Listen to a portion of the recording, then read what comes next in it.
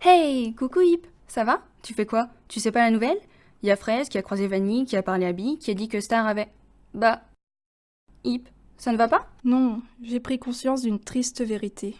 Je suis grosse, pour ne pas dire obèse. Génial! Tu sais, tu n'es pas la seule.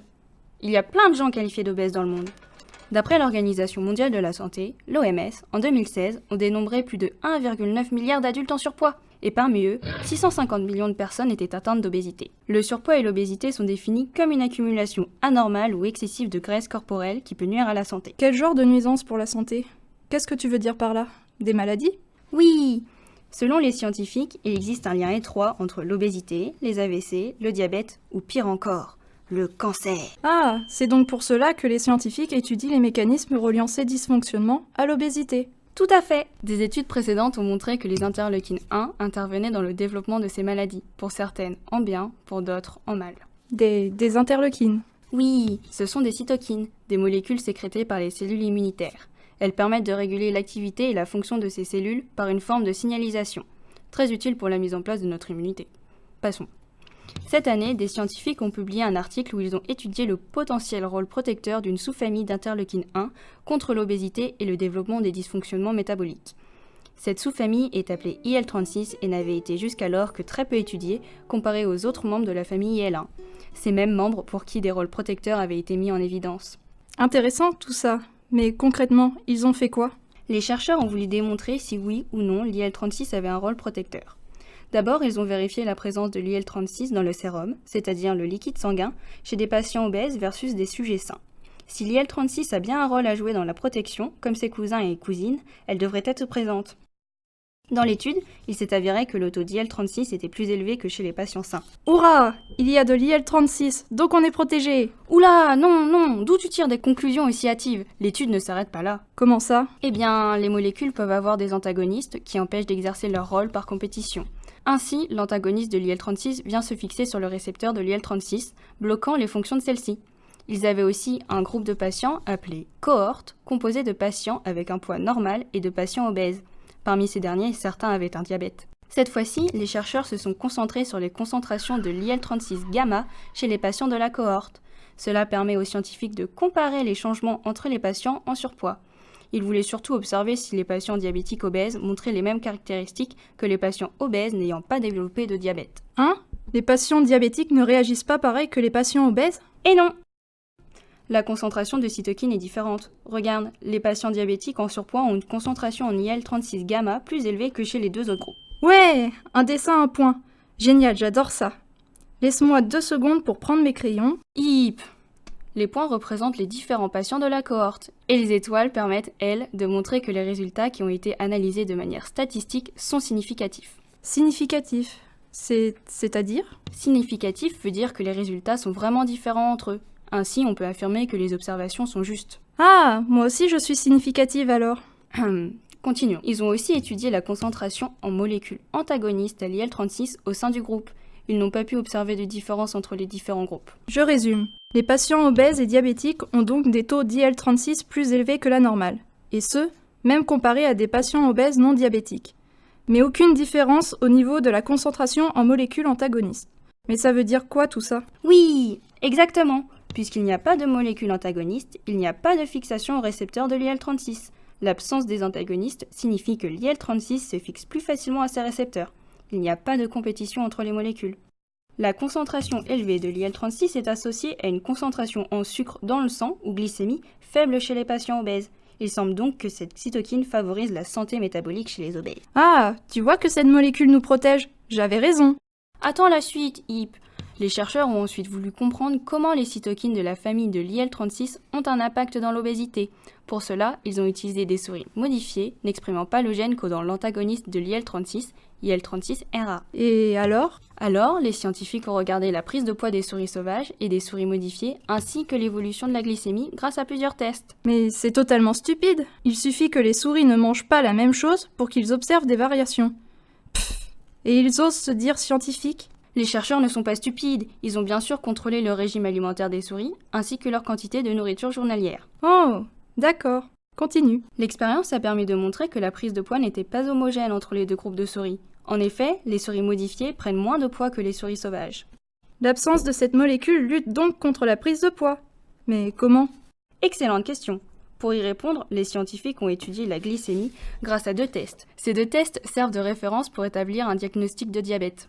Le test de tolérance au glucose, ou GTT, permet de mesurer la capacité des cellules à absorber le sucre après injection d'une certaine quantité. Une tolérance normale au glucose chez l'homme ne doit pas dépasser 7 millimolaires.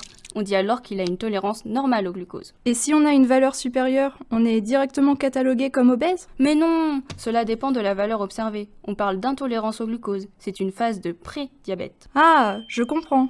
Les diabétiques ont des difficultés à réguler la glycémie et les scientifiques ont observé le rôle de l'IL-36 dans ce mécanisme. C'est exactement ça, Hip.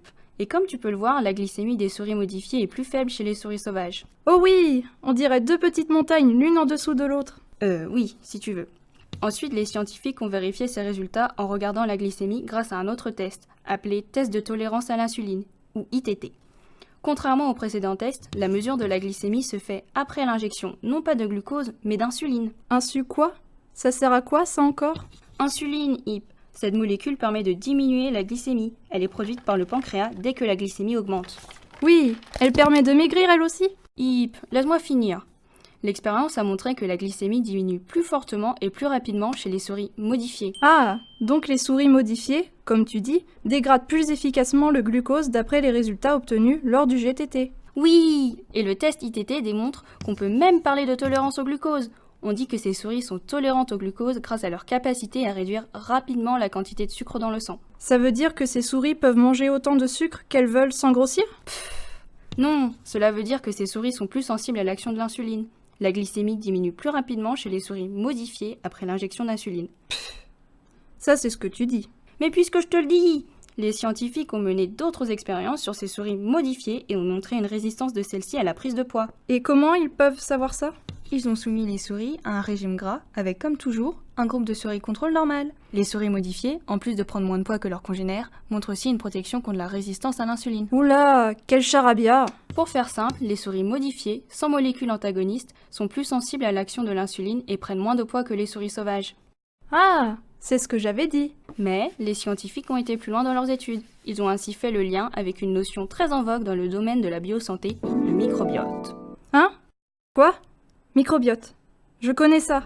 C'est l'ensemble des micro-organismes dans un milieu donné. Ouais, c'est ça, mais c'est moi qui raconte.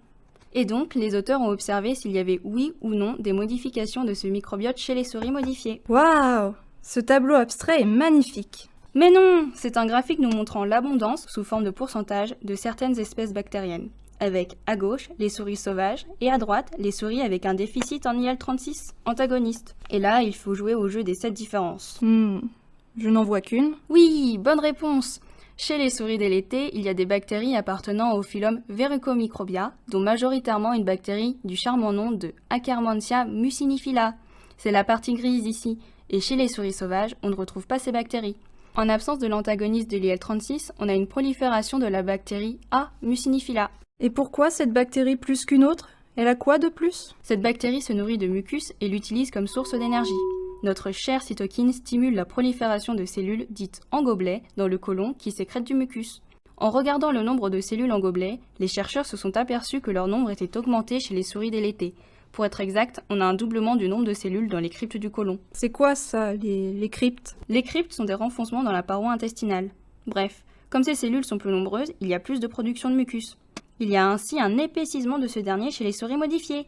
On le voit clairement sur ces images de microscopie où la flèche rouge nous indique l'emplacement de la couche de mucus qui a doublé en épaisseur. Comme il y a plus de sécrétion, il y a plus de mucus, donc plus de nourriture pour Mucinifila, donc plus de bactéries. Et à l'inverse, si on remet notre antagoniste chez les souris modifiées, on constate qu'elle commence à exprimer les mêmes caractéristiques que les sauvages. Wow, wow, dis-le-moi si je te dérange. Hein? Mais non, c'est bien beau ce que tu me racontes depuis 3000 ans, mais c'est un chouïa long. Tu ne peux pas résumer? En bref, chez les souris, l'IL-36 protège contre l'obésité en entraînant une diminution de la prise de poids, une tolérance au glucose, une sensibilité à l'insuline et l'apparition de A. muciniphylla. Ah oui, cette bactérie dont les effets protecteurs contre l'obésité ont déjà été démontrés. Tu ne cesseras jamais de m'étonner. Ok. Ils sont sympas les scientifiques, mais nous ne sommes pas des souris. C'est un fait. Cela reste encore à vérifier sur l'homme. Ce pourrait être une piste de recherche. Mais il ne faut pas oublier que les cytokines jouent de multiples rôles dans notre organisme. Une trop forte concentration peut avoir des effets néfastes. Il faut un certain équilibre, le tout avec modération. Regarde la bactérie dont je te parlais. Elle est mignonne. Oh, moi aussi j'en ai des mignonnes, regarde. Mais... c'est quel genre de bactérie? Des bactéries trouvées dans une cuisine d'un restaurant, des Staphylococcus aureus. Quoi? Celles qui causent des infections gravissimes?